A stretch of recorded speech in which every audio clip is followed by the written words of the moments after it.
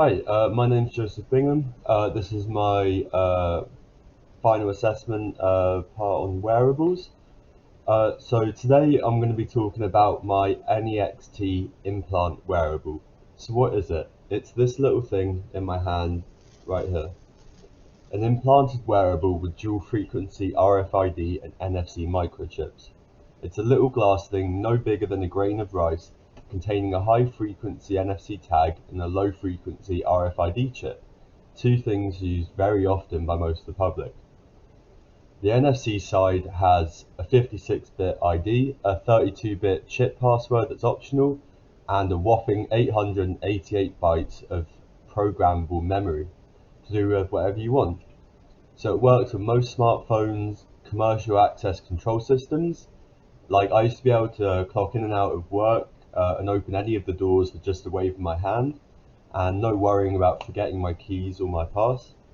There's also door locks available from Yale for your house, and USB contactless readers, so you can log into your computer or an app with just your hand. You did used to be able to unlock your phone too. Recently Android have removed that for security reasons, but I'm hoping that comes back soon, as it's very simple just to tap it on there. Then on the RFID side, you've got 64-bit changeable ID and a whopping 363-bit of memory. This side is for your key fobs, key cards, hotel dorms, that thing. You can either add it straight to the system, which is what I've been able to do before, or you can just copy one over with a cheap read-write gadget off of eBay. There's a lot you can do with it, really. It's all down, it's down to your imagination. You can store crypto wallets on there, contact info. So if you want to give someone your number, you just tap the back of their phone with your hand. You can put medical info, links. I've had the weather on there, so if I want to know what the temperature was, just tap the back of my hand. Some people have even made their own wall safes that work with it, or they've even put these technologies in their car so they can unlock it and even start the car with the chip, and then that works just for you. So how does it work? Um, it's what's called passive tech. That means there's no battery or power source inside of me.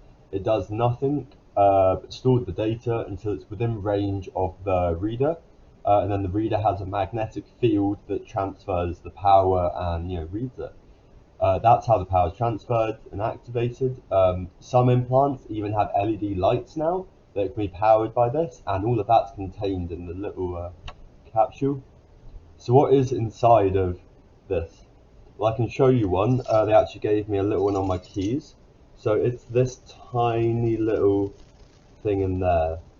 Tiny little thing. Uh, so two small microchips, end on end, encased in a sterile silicate glass. It's no bigger than a grain of rice. Now, obviously, you must implant it to use it, but this is very easy and safe, and it's not as scary as some people would say it is. It's relatively pain-free as well. Now, you can, if you don't feel up to it, which some people may not, you can go to a cosmetic surgeon, or some piercers will also do it. Obviously, that will cost a bit more. Um, Now, I did my research and I decided to do it myself after watching a number of videos. So the first step is deciding where to put it. So there's not many places you can't put it. People have done it all over, but it's recommended you don't put it on any grip surfaces or right up against the bone, here in case you hit something. Um, the places most people do it is in between the knuckles in here, or in between the webbing here, which is where mine is. Ease of access, really. Um, it's Yeah, and then that's the injection site here, and it is over here a little bit, but that does happen in between the skin and the muscle. Um,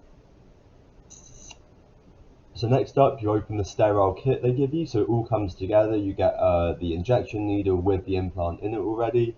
You get wipes, a whole surface, sterile. It's all there for you.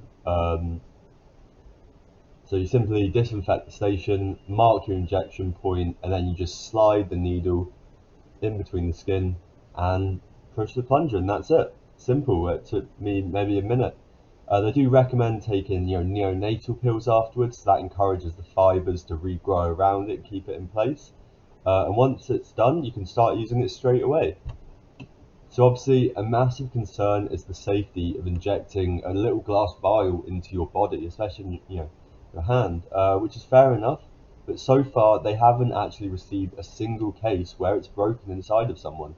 The only issues have really been user error, whether they've not kept the site clean and it's got infected, not no aftercare, or they've tried to program something onto it and it's locked out on them. That's the only issues that are really there. Before bringing it to market, they did do a lot of tests. Some I think were a little extreme, but it was just to show how safe it is. They froze it with liquid nitrogen, still worked fine. Vacuum tested it to the limits of space, still worked fine. Cooked it in an oven and a bit of chicken and it was fine. Even crush tested it and maxed out the machine at 500 newtons of pressure and all fine. And finally, what does this cost? Well, the chip itself runs you about 65–70 quid for this basic version I have. Some of the others, like the LED one, cost a little more. There are a lot of bundles you can get with diagnostic kits. Read-write tags, or that kind of thing. They'll run you up a little bit more as well. Maximum about 200 for a bundle with the implant and the extras. And if you do choose to go to a surgeon or a piercer, it can cost approximately £50 to £100 depending who you go to, which is why a lot of people choose to do it at home. But as I said, massive success rate. And it does even have a lifetime warranty and should work theoretically forever. Um, yeah, so I guess I've got one last thing to say, and that's thank you for watching.